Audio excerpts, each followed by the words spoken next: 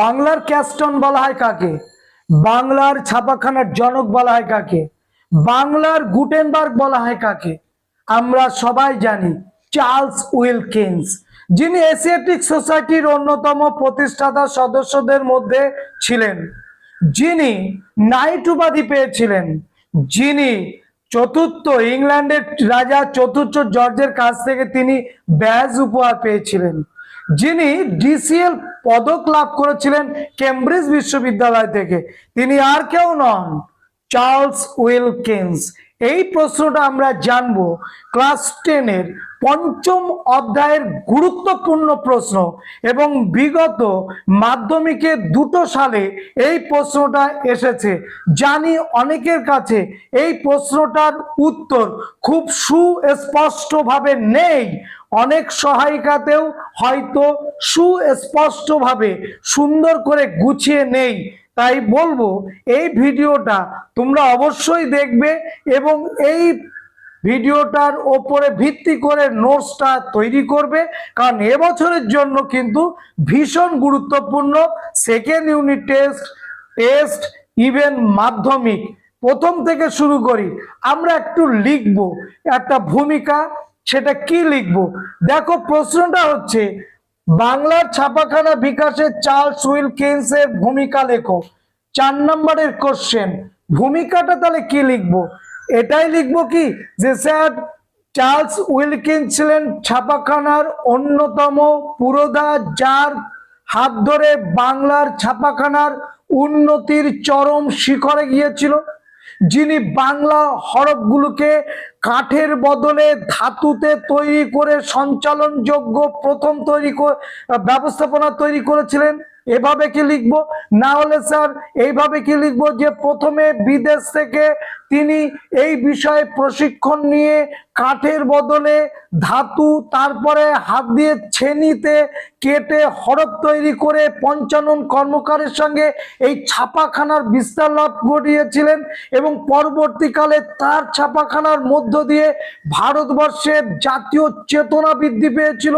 শিক্ষা সংস্কৃতির অগ্রগতিকে তিনি এই ছাপাখানার মধ্য দিয়ে বিস্তার লাভ ঘটিয়েছিলেন।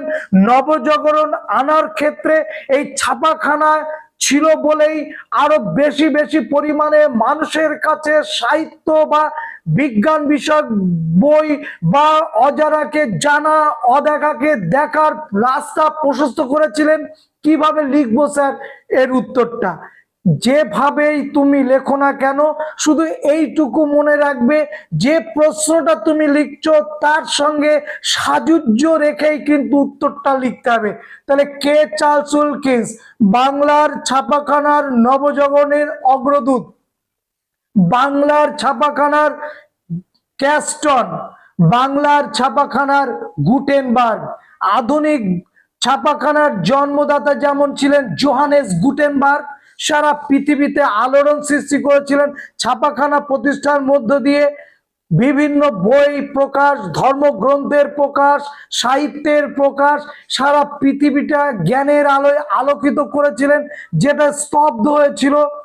আমরা বাংলার ক্ষেত্রেও দেখব সেই স্তব্ধতার জায়গায় তিনি বাংলা শুধু নয়, সমগ্র ভারতবর্ষে শুধু নয়, সমগ্র ভারতের ব্রিটিশ প্রশাসন যাকে ন্যস্ত করেছিল ছাপাখানার এই কাজে, তিনি আর কেউ নন, চার্লস উইলকিন্স। এইটা প্রথমে লিখবো। নেক্সট লিখবো প্রথমত, দ্বিতীয়ত, তৃতীয়ত করে আমি এখানে লিখেছি। প্রথমত লিখবো যে বিলেত থেকে অক্ষর তৈরির নকশা শিখে আসেন কে? Sir Charles Wilkins. তাহলে প্রথমত বলে আমরা কি লিখবো? নাম্বার 1, বিলেত মানে তখনকার দিনে ইংল্যান্ড থেকে অক্ষর তৈরির কৌশল শিখে আসেন চার্লস উইলকিন্স। নাম্বার 2, প্রথম ধাতু নির্মিত সঞ্চালনযোগ্য বাংলা হরফ সৃষ্টি করেছিলেন। ধাতু নির্মিত, এর আগে ছিল কাঠের অক্ষরগুলো অ আ ক খ এইগুলো বা ABCD, এগুলো ছিল কাঠের।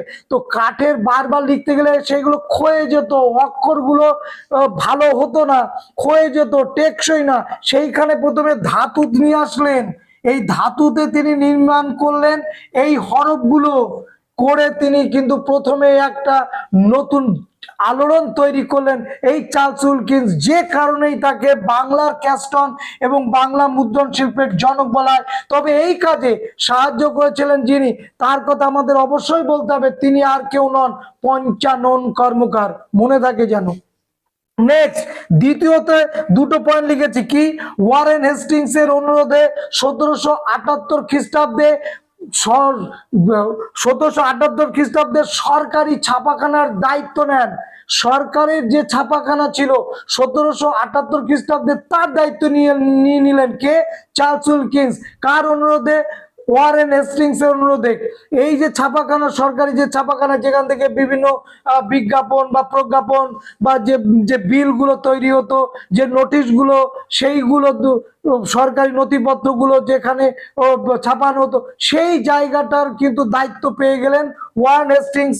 তিনি কিন্তু অনুরোধ করলেন চার্লস উইলকিন্সকে, এবং চার্লস উইলকিন্স সেটা কিন্তু অ্যাকসেপ্ট করলো, গ্রহণ করলো, এবং তার দায়িত্ব তিনি নিলেন।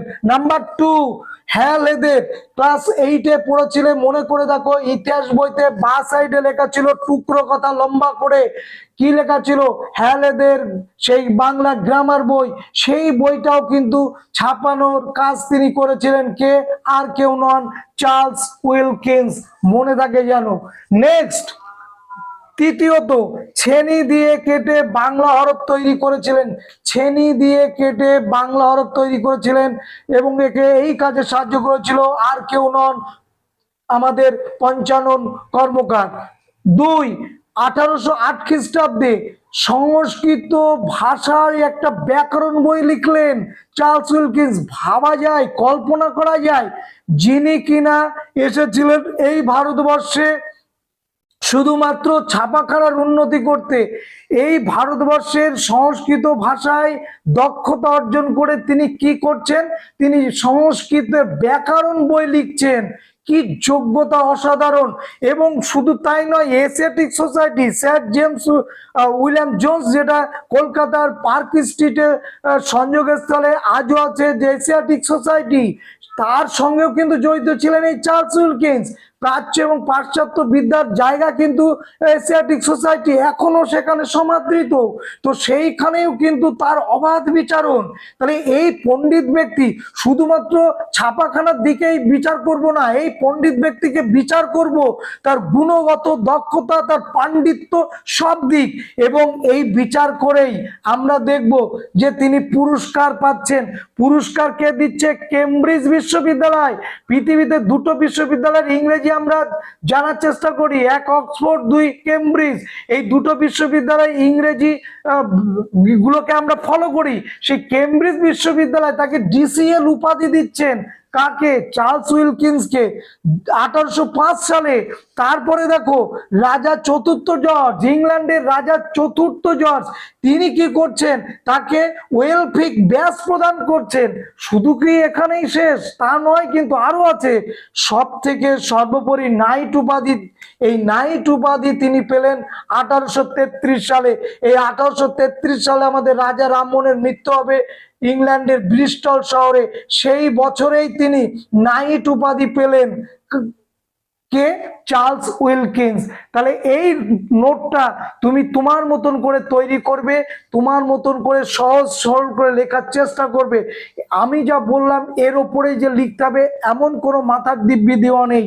ক্লিয়ার? তুমি যদি আরো কিছু তথ্য পাও সেগুলো পয়েন্ট আকারে, এরকম 1, 2 করে পয়েন্ট আকারে তুমি লিখবে, কেমন? তাহলে নোটটা আরো বেটার হবে। পরীক্ষক তোমার 90, 99 নম্বর পেয়েছে এবছর, অনেকেই জানো। আমার অফলাইনে 99 নম্বর পেয়েছে, 98 নম্বর পেয়েছে অফলাইনে। অনলাইনে যারা যারা ভালো নম্বর পেয়েছে অনেকে দিয়েছি, অনেকে ছবি দেয়নি বলে দিতে পারেনি, কিন্তু তারাও 95, 96, 97 নম্বর পেয়েছে। আর যারা অনলাইন ক্লাস করতে চাও, এখনো অনেক সময় আছে, অবশ্যই হোয়াটসঅ্যাপে যোগাযোগ করবে। আজকের ভিডিও এই পর্যন্ত, ভালো থেকো।